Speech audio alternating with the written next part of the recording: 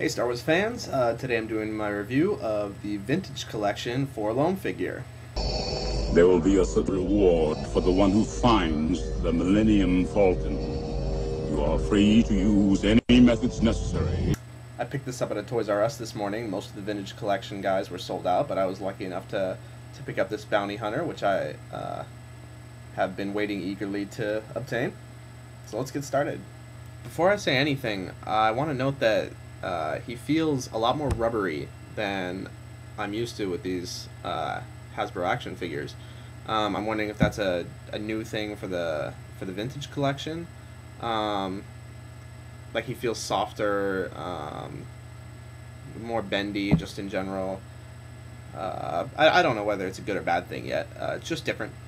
First of all, his body paint job is done really well. There's all sorts of little scrapes and scratches and different colorations throughout. It really looks like he's got a lot of battle damage.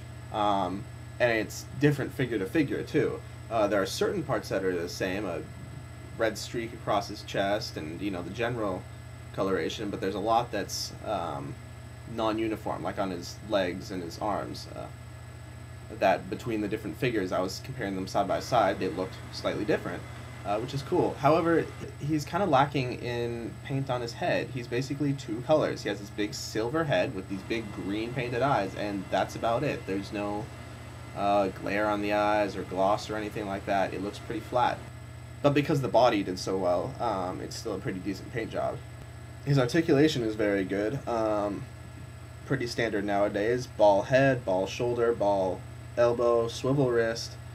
You know, a hinged leg, ball torso, ball knee, and ball foot. I mean, he obviously doesn't have any strange, you know, appendages or parts sticking off of it, and, so it's a pretty, you know, simple build. It's exactly what you would expect. As far as accessories go, he comes with one gun. The gun is really long, which is cool for when it's, you know, sitting on the ground, leaning up, or if he had it leaning against his shoulder. But it's a little too long for him to hold out in front of him. It looks kind of awkward, but still, it's a cool gun. You know, it's got two tones, that's good. It's unique looking, that's good. But that's the only accessory, that's the only removable part. There's not much to this character, but he's still a really cool guy. I know this is a short review, but there just isn't that much to say. He's got standard articulation, pretty standard paint job, one cool gun. First of the Vintage Collection that I have, I'll give him a 4 out of 5 because he's a good figure, not a great figure, but really there isn't anything to complain about.